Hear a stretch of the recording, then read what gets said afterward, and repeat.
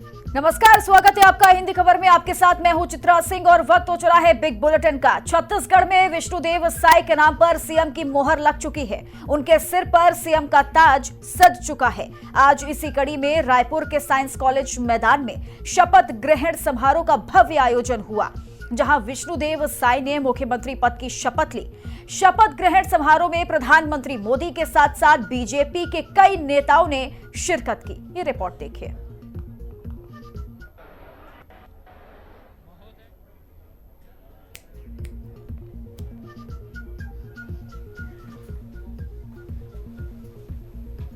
तो देखिए, अब छत्तीसगढ़ में भी आज शपथ ग्रहण समारोह जो है वो संपन्न हो चुका है। यानी विष्णुदेव साय जो हैं वो सीएम पद की शपथ ले चुके हैं और अब आगे छत्तीसगढ़ के विकास पर कैसे काम किया जाएगा, इस पर निर्णय होगा। लेकिन सबसे बड़ी बात मंत्रिमंडल को लेकर के भी बनी हुई है कि मंत्रिमंडल कैबिनेट में किन लोगों को शामिल किया जाएगा, ये भी देखने वाली बात है। लेकिन अब यहां पर इंतजार जो था छत्तीसगढ़ को लेकर वो भी अब पूरा हो चुका है। विष्णुदेव साय मुख्यमंत्री पद की शपथ लेने के बाद अब छत्तीसगढ़ की कमान जो है वो विष्णुदेव साय के हाथ में सौंप दी गई है। साथ ही साथ 2 डिप्टी सीएम भी बनाए गए, उन्होंने भी शपथ ले ली है। और इसके बाद शपथ ग्रहण में प्रधानमंत्री नरेंद्र मोदी के साथ साथ बीजेपी के कई बड़े नेता भी देखे शामिल हुए थे, जिनमें प्रधानमंत्री नरेंद्र मोदी के साथ साथ गृह मंत्री अमित शाह, जेपी नड्डा और तमाम मुख्यमंत्री भी अलग अलग राज्यों के शिरकत करने के लिए पहुंचे थे। और आपको यह मंच की तस्वीर उस दौरान की दिखा रहे हैं जब शपथ ग्रहण समारोह की शुरुआत हुई और तय समय के अनुसार, यानी देखिए 4 बजे का वक्त दिया गया था और तय समय के अनुसार ही छत्तीसगढ़ में शपथ ग्रहण समारोह संपन्न हुआ है। तो नई सरकार का शपथ ग्रहण जो है वो पूरा हो चुका है और अब इसके बाद यानी ये कहा जा रहा है कि छत्तीसगढ़ से 24 का विजय पद भी होगा क्या।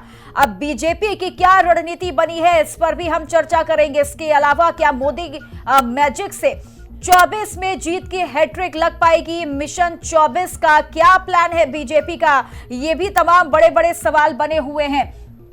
अब मुख्यमंत्री देखिए भूपेश बघेल को भी आप देख पा रहे हैं मंच पर, वो भी पहुंचे थे। साथ ही साथ तमाम बड़े नेता हेमंत बिस्वा भी यहां पर पहुंचे।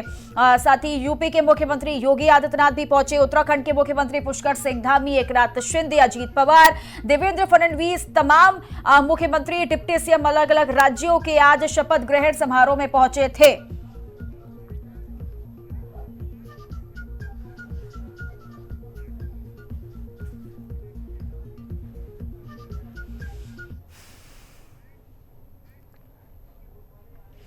चलिए चर्चा की शुरुआत करते हैं। अभी कुछ खास मेहमान हमारे साथ जुड़े हुए हैं। अंशुल मिश्रा हमारे साथ जुड़े हैं, प्रवक्ता हैं कांग्रेस पार्टी के, और कौशल स्वरबेर हमारे साथ जुड़े हैं, वरिष्ठ पत्रकार हैं।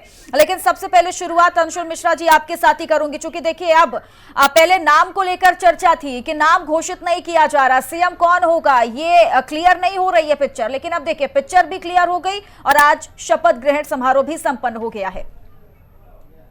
सर्वप्रथम तो मैं आपके न्यूज चैनल के माध्यम से विष्णुदेव साय और संपूर्ण बीजेपी को बहुत बहुत धन्यवाद एवं शुभकामनाएं प्रेषित करना चाहता हूं कि छत्तीसगढ़ की जो कमान है वह अब आपके हाथों में है। पिछले 5 साल में जो छत्तीसगढ़ मातारी को हमने चहुमुखी विकास की धारा की ओर बढ़ाने का काम किया है, उसको आगे ले जाने का काम करें। और मेरे को बड़ी उम्मीद थी कि हमारा जो राजकीय गमछा है उसका भी सम्मान रहेगा। मुझे बड़ी उम्मीद थी कि हमारे राजकीय जो संस्कृति है उसको प्रतिनिधित्व करने का काम रहेगा। हमारी जो राजकीय गान है उसका भी काम होगा। लेकिन ठीक है, आज टीका टिप्पणी का दिन नहीं है, आज किसी भी प्रकार का आलोचनाओं का दिन नहीं है, आज शुभकामनाओं प्रेषित करने का दिन है। तो मैं पूरी बीजेपी को और आदरणीय मुख्यमंत्री जी जो हो गए हैं, मुख्यमंत्री जी को बहुत बहुत धन्यवाद, साधुवाद, शुभकामनाएं प्रेषित करता हूं। और इसी उम्मीद के साथ मैं कहता हूं कि छत्तीसगढ़ मातारी जो चहुमुखी विकास में चल रही थी वह आगे बढ़ेगी। जो कहा है वो कर दिखाएंगे। किसानों का जो सम्मान है वह होकर दिखाएगा। युवाओं के लिए जो पथ प्रदर्शक की तरह पूर्व मुख्यमंत्री भूपेश बघेल जी काम कर रहे थे वैसा काम होगा। जो महिलाओं का अपना एक सम्मान हुआ करता था वह काम होगा। जिस प्रकार के ये वादे कर रहे थे उन वादों पर खरा उतर कर जाएंगे। और सबसे बड़ी उम्मीद मैं यह करता हूं कि मोदी जी ने जो गारंटी दी है उसको पूरा कर दिखाएंगे। कम से कम ये उम्मीदें जो हैं वो जुमला साबित नहीं होगी। इसी उम्मीद के साथ हम काम करेंगे। और जनता जनार्दन ने, छत्तीसगढ़ मातारी ने जो हमें मजबूत विपक्ष की भूमिका में खड़ा किया है, मैं वादे और दावे के साथ यह कहना चाहता हूं कि चलती हुई सरकार को सही दिशा में काम करने के लिए हम मजबूर अवश्य करेंगे। ठीक है, हमारे साथ भूपेंद्र नाग भी जुड़ चुके हैं, प्रवक्ता हैं बीजेपी पार्टी के। मैं उनके पास भी जाऊंगी, लेकिन अंशुल जी एक सवाल आपसे मेरा ये भी है कि मंच पर पूर्व सीएम भूपेश बघेल भी देखिए वहां पर नजर आए। हालांकि सब ये कह रहे थे कि उम्मीद नहीं थी कि भूपेश बघेल वहां पहुंचेंगे, लेकिन इसकी सराहना की जा रही है कि भूपेश बघेल चलिए शपथ ग्रहण समारोह में पहुंचे। तो नहीं, ये हमारी भारतीय संस्कृति है, हार जीत लगी रहती है, कांग्रेस यह समझती है। कल तक भूपेश बघेल जी मुख्यमंत्री थे, आज विष्णुदेव साय जी मुख्यमंत्री हैं, और लोकतंत्र में बदलाव की परिपाटी जो चलती है वह इसको स्वीकारनीय होती है। भूपेश बघेल जी की अटकलें लग रही थी तो क्यों लग रही थी, ये प्रश्न बड़ा उठता है। क्यों नहीं, जब हमें कोई हमें बुलाया जाएगा तो हम अवश्य ही जाएंगे। मुझे भी बुलाया गया था कई जगह से, हमारे पास भी फोन कॉल्स आए थे कि एक जिम्मेदार प्रवक्ता होने के नाते पहुंचिए। यह एक राजनीतिक समीकरण होता है जो फील्ड पे लड़ाई होती है, और मैंने कहा ना कि हम मजबूत रूप से विपक्ष की भूमिका निभाएंगे और सरकार को मजबूर करेंगे सही करने के लिए। लेकिन जब कमान जो है आदरणीय मुख्यमंत्री जी के हाथ में आई है, विष्णुदेव साय जी के हाथ में आई है, इसलिए तो मैंने शुभकामनाएं प्रेषित करी, क्योंकि बीजेपी के जितने मुख्यमंत्री हैं उतने ही कांग्रेस के वही मुख्यमंत्री हैं, उतने ही जनता जनार्दन के वही मुख्यमंत्री। हमारी पूरी उम्मीद है कि छत्तीसगढ़ में जो इन्होंने मोदी जी की गारंटी दी है उस गारंटी को पूरा कर दिखाएंगे। मैंने तो पहले ही वक्तव्य में कहा, और आदरणीय भूपेश बघेल जी का भी यही कहना है कि किसी भी एन केन प्रकार किसी भी दिशा से काम होना चाहिए, लेकिन काम होना चाहिए। छत्तीसगढ़ मताई का जो मान है, सम्मान है, वह चहुमुखी विकास में नाम अवश्य ही होना चाहिए, मुख्यमंत्री कोई भी हो। कहीं नाराजगी तो नहीं हो जाएगी कांग्रेस के भीतर? हालांकि ये तो होती रहती है, लेकिन ऐसा तो नहीं कि आने वाले वक्त में नाराजगी इससे देखने को मिल जाए, फिर आपसी नाराजगी हो जाए? नहीं, ये तो देखिए मोहतरमा की भविष्य के गर्त में क्या छुपा है ये कोई नहीं जानता, लेकिन मुझे पूरा भरोसा है, हम एक अनुशासित पार्टी है, नाराजगी किसी भी प्रकार की नहीं होगी। हाँ, हमारे लिए सर्जरी करने की बहुत आवश्यकता है, जिससे चर्चाओं का दौर अभी चल रहा है, बैठकों का दौर अभी चल रहा है। हमसे कौन सा अंडर करंट हम भांप नहीं पाए, कौन सी हमसे ऐसी चूक हो गई कि हम सत्ता में पुनः वापस नहीं आ पाए, ये हमारा संगठनात्मक कार्यक्रम है जो कि चलता रहेगा। और हम कांग्रेसी मोहतरमा या तो जीतते हैं या सीखते हैं। संघर्ष हमारे प्रथम बाजू में रहता है और सत्ता हमारे दूसरे बाजू में रहती है, ऐसी हम उम्मीद करते हैं। तो आज संघर्ष का दिन है, संघर्ष करते रहेंगे। चलिए ठीक है, भूपेंद्र नाग जी मैं आपके पास आ रही हूँ। अब देखिए आज शपथ ग्रहण समारोह भी पूरा हो चुका है और विष्णुदेव साय छत्तीसगढ़ के मुख्यमंत्री बन गए। पहली बात तो शुभकामनाएं आपको और पूरी पार्टी को। अब आगे छत्तीसगढ़ की जनता को क्या संदेश देंगे यहाँ से? देखिए, छत्तीसगढ़ की जनता के लिए, जैसा कि भारतीय जनता पार्टी ने पूर्व में ही कहा था कि जिन विषयों पर आगे बढ़ने के लिए भारतीय जनता पार्टी के माध्यम से आश्वस्त किया गया था जनता को, उस दिशा में काम और निर्णय होना जो है वो हम तय करने के लिए आगे बढ़ेंगे। भारतीय जनता पार्टी उस दिशा में आगे बढ़ेगी और जो काम कहना चाहिए, एक इन 5 वर्षों में जो विपक्ष में रहकर जिस दिशा में आवाज उठाई गई थी भारतीय जनता पार्टी की ओर से, वो चाहे आवास का विषय हो, चाहे और ऐसे कई मामलों पे जांच का विषय हो, या फिर महिलाओं से संबंधित, किसानों से संबंधित, उस दिशा में जो है सकारात्मक काम करने के लिए भारतीय जनता पार्टी भी बढ़ने वाली है। और निश्चित रूप से एक भारतीय जनता पार्टी से जैसा एक मैसेज दिया गया कि नहीं, कोई लगातार यदि 15 वर्ष तक भारतीय जनता पार्टी के छत्तीसगढ़ में यदि मुख्यमंत्री के रूप में रमन सिंह जी थे, उस समय मुख्यमंत्री के चेहरा को लेकर जब हम 5 वर्ष विपक्ष में थे तो लगातार बातें उठती रहती थी। उस समय हम सभी कार्यकर्ता कहा करते थे कि अंतिम पंक्ति में खड़ा व्यक्ति भी जो है छत्तीसगढ़ का मुख्यमंत्री के लिए दावेदार हो सकता है। वैसे ही भारतीय जनता पार्टी ने हमारे एक वरिष्ठ विष्णुदेव साय जी को, सम्मानीय विष्णुदेव साय जी को जो है मुख्यमंत्री के दायित्व से नवाजा है। तो एक अच्छी दिशा में भारतीय जनता पार्टी काम करने के लिए बढ़ेगी। और अंशुल भाई की बात मुझे बहुत अच्छी लगी कि आज के दिन क्योंकि ये एक अलग दिन है, तो आज किसी प्रकार की जो टीका टिप्पणी और अलग विषयों पे बाकी दिनों पे बात होती है, उस दिशा में बात ना करते हुए एक सकारात्मक बात जो उन्होंने करी, मैं उनको भी धन्यवाद करना चाहता हूँ। ठीक है, भगवानू नायक भी हमारे साथ जुड़े हैं, प्रवक्ता हैं जनता जोगी कांग्रेस के। मैं उनके पास जाऊंगी, लेकिन कौशल जी अब देखिए आज शपथ ग्रहण समारोह हो गया और मुख्यमंत्री जो है विष्णुदेव साय बन चुके हैं, लेकिन अब सवाल ये किया जा रहा है कि आदिवासी को लेकर, ओबीसी फैक्टर को लेकर बहुत ज्यादा एक निशाना साधा जा रहा था बीजेपी पर, और बीजेपी ने देखिए ना सिर्फ छत्तीसगढ़ बल्कि तीनों राज्यों को मिलाकर अलग अलग फैक्टर पर काम करके यहाँ पर बता दिया है कि देखिए ओबीसी के लिए भी हम काम कर रहे हैं, आदिवासी के लिए भी काम कर रहे हैं, ब्राह्मण के लिए भी हम काम कर रहे हैं। तो वैसे में इस फैक्टर को आप कैसे देखते हैं आने वाले वक्त के लिए? देखिए चित्रा जी, निश्चित तौर पर भारतीय जनता पार्टी कोई भी काम करती है तो 4 कदम आगे की सोचकर करती है। आप देखेंगे छत्तीसगढ़, मध्य प्रदेश और राजस्थान में जिस तरह उन्होंने मुख्यमंत्री पद का चयन किया, डिप्टी सीएम का चयन किया, उसमें जो जातिगत समीकरणों का उन्होंने ख्याल रखा। निश्चित तौर पर आने वाले समय में जिन जिन राज्यों में चुनाव है, आप देखेंगे झारखंड में चुनाव है, इसके बाद जिस तरह छत्तीसगढ़ में आदिवासी मुख्यमंत्री को इन्होंने तवज्जो दी और मुख्यमंत्री के रूप में एक आदिवासी नेता को महत्व दिया, तो कहीं कहीं झारखंड भी एक आदिवासी बहुल राज्य है, उस पर ये बिल्कुल टारगेट करके रखे कि हमको वहां का भी चुनाव जीतना है।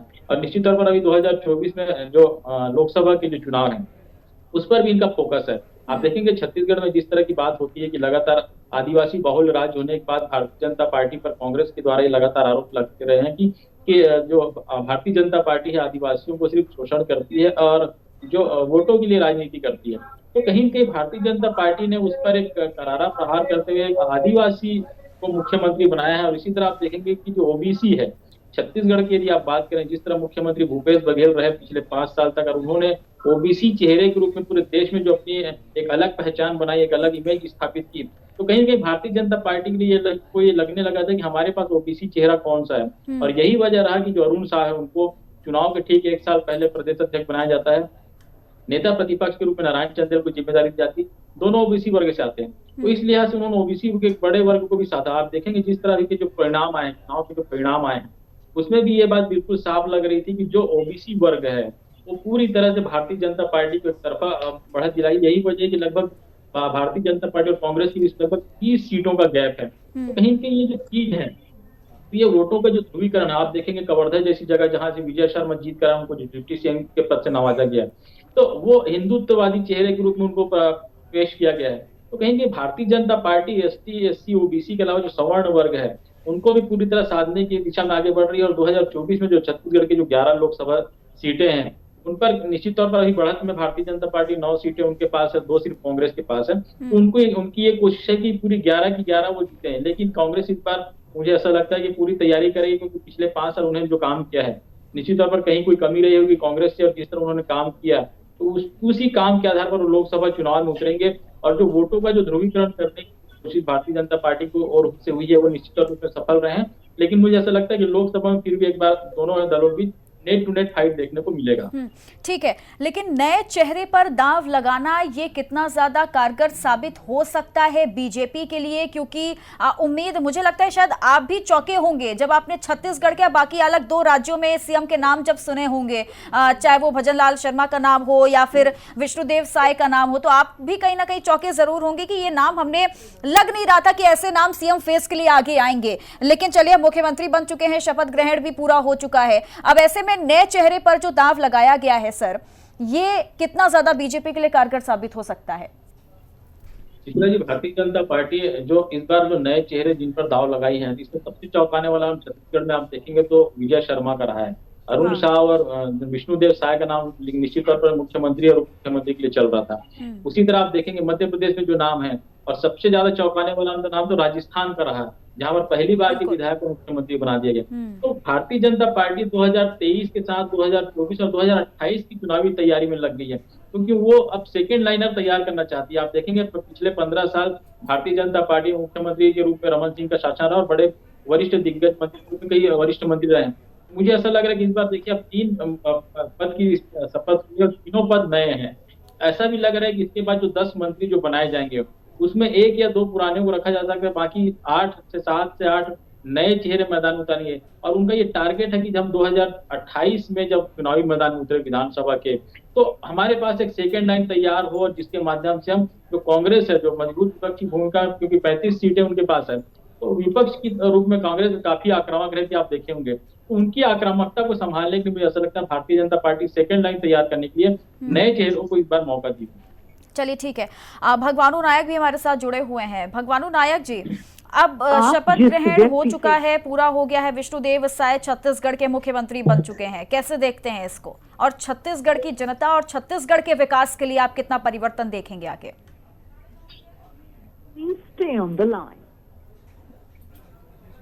चलिए, उनसे कनेक्शन नहीं हो पा रहा है, दोबारा उनसे कनेक्ट करने की कोशिश करेंगे। लेकिन भूपेंद्र नाथ जी, अब सवाल आपसे मेरा ये है कि यूपी की तर्ज पर हमने देखा, महाराष्ट्र में भी हमने देखा 2 डिप्टी सीएम देखिए बनाए गए।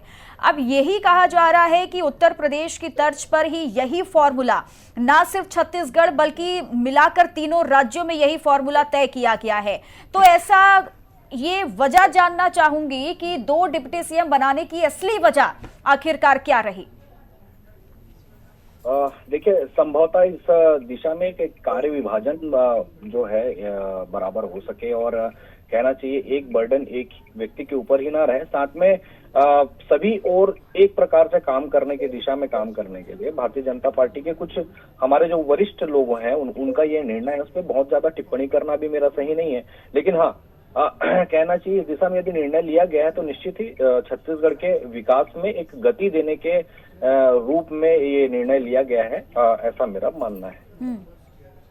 चलिए ठीक है। अंशुल मिश्रा जी, अब शुरुआत से देखिए वही एक बात जो लगातार की जा रही है कि आप लोगों ने पहले बहुत ये मुद्दा उठाया था कि देखिए ओबीसी के लिए बीजेपी ने कुछ नहीं किया, ओबीसी के लिए कांग्रेस पार्टी हमेशा खड़ी रही है, आदिवासियों के लिए बीजेपी ने कुछ नहीं किया, आदिवासियों के लिए कांग्रेस पार्टी हमेशा खड़ी रही है। लेकिन देखिए अब आपकी उस बात का जवाब भी बीजेपी ने अपने तरीके से दे दिया है। अब आगे कौन सा नया फैक्टर कांग्रेस पार्टी लाएगी? चित्रा जी, इसे कहा जाता है कि गिलास आधा भरा है या खाली है। आप इस प्रकार से सोचती हैं और मैं यह सोचता हूं कि अगर हम आवाज न उठाते तो शायद आज विष्णुदेव साय जी मुख्यमंत्री तो ना बन पाते, क्योंकि किस प्रकार से बीजेपी ने आज के विगत 1.5 वर्षों पहले विष्णुदेव साय जी को कुछ दिन के लिए प्रदेश अध्यक्ष बना के रातों रात हटा दिया था। ये किसका सम्मान हुआ है? आदिवासियों का। किसके कारण हुआ है? कांग्रेस के कारण। पहली बात। दूसरी बात, आपने प्रश्न उठाया, अब इसका भी क्रेडिट कांग्रेस पार्टी ले लेगी। नहीं, मैं आपने जिस प्रकार से प्रश्न उठाया मैं उस पर जवाब दिया। अब आपने ओबीसी का कहा, तो हम तो आज भी यह कहते हैं कि 7 सेंसस होना चाहिए, और हम आज भी यह कहते हैं कि पूरे हिंदुस्तान को क्या यह पता चलने का अधिकार नहीं है कि आज मेरे हिंदुस्तान में ओबीसी वर्ग का व्यक्ति कितना है, आदिवासी वर्ग का व्यक्ति कितना है, पिछड़े वर्ग का व्यक्ति कितना है? क्या आपका अधिकार नहीं है कि आप जिस समाज से आती हो उसमें कितने वर्ग के लोग आते हैं, उनकी कितनी प्रतिनिधित्व क्षमता है? मैं ब्राह्मण समाज से आता हूँ, भूपेंद्र नाथ जी अपने समाज से आते हैं, क्या उसको यह जानने का अधिकार नहीं है क्या कि जो जिस समाज से आते हैं उसमें उनकी बहुल्यता कितनी है? हम तो यह प्रश्न उठा रहे हैं। हम यह कह रहे हैं कि आखिर जो जिस समाज से, क्योंकि हम ये समझते हैं कि अनेकता में एकता, ऐसे हिंदुस्तान की विशेषता वाला देश है, तो हम कितने अनेक हैं और कितने एक होने वाले हैं, इसके लिए हमें और आपको कार्ड सेंसस कराने की आवश्यकता है। इसके अलावा कोई दूसरा पैमाना नहीं हो सकता। इसको माननीय वरिष्ठ पत्रकार भी बड़ी जिम्मेदारी पूर्वक स्वीकार करेंगे, मैं ऐसे उम्मीद करता हूँ। लेकिन अगर उसका ध्रुवीकरण के बारे में सोचा जाए कि हम जातिवाद की राजनीति कर रहे हैं, हम किसी और की बात कर रहे हैं, हम जातिवाद की राजनीति नहीं कर रहे, हम धनात्मक जातिवादी लोगों को प्रमुखता से मुख्य धारा में जोड़ने के लिए प्रयास कर रहे हैं। वो प्रयास सिर्फ कास्ट सेंसस हो सकता है। इसको सुप्रीम कोर्ट भी मानता है, भारतीय संविधान भी मानता है, कांग्रेस पार्टी भी मानती है, और मैं उम्मीद करता हूं कि बीजेपी भी इसको बहुत जल्दी मानेगी। आदरणीय मोदी जी के पास तो 300 सांसद हैं, वो उसको एक बार कास्ट सेंसस करा नहीं तो मैं समझता हूँ कि बहुत अच्छी बात हो जाएगी। पूरे देश के सामने दूध का दूध, पानी का पानी हो जाएगा। इसमें राजनीतिक विषय कहाँ से आ गए? तो कांग्रेस पार्टी अपने राजनीति का पैटर्न बदलेगी या नहीं बदलेगी? कांग्रेस पार्टी का देखिए, ये सिर्फ छत्तीसगढ़ के लिहाज से मैं नहीं पूछ रही हूँ, ये मैं तीनों राज्यों के लिहाज से आपसे पूछ रही हूँ। मैं वही कह रहा हूँ आपसे कि तीनों राज्य के परिप्रेक्ष्य में अगर हम बात करें तो कांग्रेस का राजनीति करने का पैटर्न कब खराब हुआ? चित्रा जी, मैं तो आपसे यह पूछना चाहता हूँ। आज भी 10.5 लाख वोट अगर सबसे ज्यादा किसी को मिले तो बीजेपी से ज्यादा कांग्रेस को मिले। हाँ, अगर सहस्त्र हृदय स्वीकार करते हुए कांग्रेस को, जो हम कांग्रेसी हैं, हमें संगठनात्मक तौर पर एक बहुत बड़ी जिम्मेदारी पूर्वक चर्चा करने की आवश्यकता है कि हमें कौन से प्रत्याशियों को उतारना है, किसको नहीं उतारना है, किसको क्या जिम्मेदारी देना है, किसको कहां पर स्टार प्रचारक बनाना, कहां नहीं बनाना। बहुत सारे मुद्दे हैं जो कि मैं बताते शायद थक जाऊं आपको। और चर्चा ये करने की भी जरूरत है, चर्चा ये भी होनी चाहिए कि कहां पर कमी रह गई, और कमी के साथ आगे 2024 भी आप लोगों को लड़ना है, तो 24 की राह को आप लोग कैसे आसान बनाएंगे, इस पर भी मंथन होना चाहिए। लेकिन भूपेंद्र नाथ, जब अंशुल मिश्रा जी की बात को आपने सुना, वो कह रहे हैं देखिए हम ही ने ये बात उठाई थी कि भाई आदिवासियों के लिए कोई काम नहीं हुआ, ओबीसी के लिए कोई काम नहीं हुआ, ब्राह्मण के लिए कोई काम नहीं हुआ, और शायद यही वजह है कि बीजेपी की आंखें खुली और इतना बड़ा फैसला लिया गया। देखिए, अपनी अपनी समझ है, क्रेडिट लेना और ये सारी विषय तो कांग्रेस के अंदर रही है, लेकिन आपके पास अवसर था इन 5 वर्षों में, जब जनता ने आपको अवसर दिया था, आपको उस समय सिद्ध करना था कि आप इस दिशा में जो है काम कर रहे हैं। उस समय तो आपने नहीं किया, लेकिन हाँ, बाद में टिप्पणी करना आपको यदि सही लगता है तो ठीक है, ये तो पुरानी बात रही है। लेकिन हाँ, भारतीय जनता पार्टी सभी वर्गों को एक साथ लेकर चलने का जो काम करती आई है, जिसके उससे कार्य पद्धति में दिखता है, वो उसी का परिणाम है। इधर निश्चित हम भी जातिवाद के राजनीति से दूर हट के काम करने वाले कार्यकर्ता हैं और कहना चाहिए। लेकिन हाँ, इन सब के बीच में एक जो बारीक सी लाइन होती है कि सभी वर्ग के लोगों को साथ में लेकर उनके हितों की रक्षा करते हुए कैसे आगे बढ़ा जा सकता है, इस दिशा में काम करने के लिए कटिबद्ध भारतीय जनता पार्टी रही है। और जो बातें अभी पूर्व से ही विपक्ष में रहते हुए जो भारतीय जनता पार्टी ने रखते आए हैं जनता के मध्य में, और उनके बीच से जनता के मध्य से जो बातें भारतीय जनता पार्टी के कार्यकर्ताओं तक पहुंची, उसका समायोजन करके एक अच्छी दिशा में, एक सकारात्मक दिशा में कैसे काम हो सकता है, उसके लिए जो है योजना बनाकर भारतीय जनता पार्टी निश्चित आने वाले समय में काम करेगी। चलिए ठीक है। कौशल जी, अब सवाल मेरा आपसे ये है कि चाहे विष्णुदेव साय की हम बात करें, भजन लाल की बात करें या फिर मोहन यादव की बात करें, महामंत्री के रूप में कहीं ना कहीं उन्होंने अपना काम दिया है, कार्यरत रहे हैं। अब ऐसे में देखिए, ये भी कहा जा रहा है कि आने वाले वक्त में कहीं होड़ तो नहीं लग जाएगी, भाई हमें महामंत्री बनाइए, क्योंकि महामंत्री जो बनेगा वही मुख्यमंत्री बनेगा। देखिए चित्रा जी, निश्चित तौर पर भारतीय जनता पार्टी ने जिस तरह से अभी पिछले तीनों राज्यों में जो मुख्यमंत्री और मंत्री डिप्टी सीएम के पद का चयन किया है, निश्चित तौर पर चौंकाने वाला रहा है। और जिस तरह आप देखेंगे कि भारतीय जनता पार्टी के जो वरिष्ठ नेता हैं, जितने इन राज्यों में जो भी वरिष्ठ नेता हैं, वो लगभग एक तरह से आप देखेंगे इसमें साइड लाइन हो गए हैं। तो कहीं भी भारतीय जनता पार्टी खुद ये सोच रह रही है कि हम अगले भविष्य के नेता तैयार करना है हमको। और यदि संगठन में जो महत्वपूर्ण भूमिका निभाते हैं, महामंत्री का पद आप देखेंगे काफी महत्वपूर्ण होता है अध्यक्ष के बाद, तो संगठन में जो महत्वपूर्ण पद है और उस पद में रहते हुए जो संगठन के लिए निचले स्तर तक जो काम करता है, आप देखेंगे वो पार्टी उसको देखती है। संगठन, क्योंकि आरएसएस और भारतीय जनता पार्टी का जो संगठन है लगभग एक दूसरे से मिला जुला है, तो जिस तरह वो पार्टी के निचले स्तर के लोगों तक पहुंचने का काम करती है, भारतीय जनता पार्टी की रीति नीति को पहुंचाने का काम करती है, तो उसको लेकर आप देखेंगे ऊपरी लेवल पर एक बहुत बड़ा एनालिसिस किया जाता है, बड़ा सर्वे किया जाता है कि पार्टी संगठन के लिए कौन कितना समर्पित होकर काम कर रहा है। पर यही समर्पण की वजह है कि आप देखेंगे जो मोहन यादव है, काफी आरएसएस के वो भी एक समर्थक कार्यकर्ता रहे हैं, और जो अभी जिनको भजन लाल शर्मा जिनको बनाया गया, वो भी काफी संघ से जुड़े हुए हैं। तो अभी तीनों ही राज्यों में जिनको भी सीएम बनाया गया, डिप्टी सीएम, संघ पृष्ठभूमि इनकी रही है। सबसे बड़ी चीज ये है कि वो संघ पृष्ठभूमि से आते हैं। राजनीतिक पृष्ठभूमि के अलावा संघ के पृष्ठभूमि होना भारतीय जनता पार्टी में सीएम बने की अभी पहली प्राथमिकता होगी। आप देखेंगे जिस तरह से बात योगी आदित्यनाथ के पास से शुरू हुई है, तो लगातार आप देखेंगे कि भारतीय जनता पार्टी जिस तरह कट्टर हिंदुत्व की ओर आगे बढ़ रही है, और आप देखेंगे जनवरी में राम मंदिर का उद्घाटन भी है, तो भारतीय जनता पार्टी ने 2024 का रोड मैप अभी से तैयार कर लिया तीनों राज्यों में सीएम और डिप्टी सीएम बनाकर, और जनवरी में आप देखेंगे राम मंदिर के उद्घाटन के साथ कि 2024 का मुद्दा उन्होंने सेट कर दिया है। वो राम हिंदुत्व के मुद्दे पर ही प्रदेश में लोकसभा का चुनाव लड़ेंगे। और यही वजह है कि इस तरह के जो चेहरे हैं, जो संघ से जुड़े चेहरे हैं, जो हिंदूवादी चेहरे जो जिनको दिख रहे हैं, उनको ये प्राथमिकता से ऊपर ला रहे हैं और उनको पद से नवाजा जा रहा है। बिल्कुल, देखिए चेहरा एक भले ही है, लेकिन उस चेहरे के पीछे वो इतने तमाम फैक्टर हैं जो शायद कई लोगों की नजर भी वहां तक नहीं जा सकती। फिर चाहे हम जातीय समीकरण की बात कर ले, फिर चाहे हम आरएसएस संघ से जुड़ा हुआ एक जो फॉर्मूला है उसकी बात कर ले, या फिर हम 2024 के फैक्टर पर क्यों ना बात कर लें। फिलहाल आप सभी का बहुत बहुत शुक्रिया मेरे साथ चर्चा में जुड़ने के लिए। तो छत्तीसगढ़ में भी देखिए शपथ ग्रहण समारोह संपन्न हो चुका है, और इसी के साथ अब इंतजार है विकास को लेकर कि अब विष्णुदेव साय जिन्होंने मुख्यमंत्री पद की शपथ तो ले ली है, लेकिन छत्तीसगढ़ के विकास को लेकर वो कैसे काम करते हैं। चर्चा में बस इतना ही। बने रहे हिंदी खबर के साथ। नमस्कार।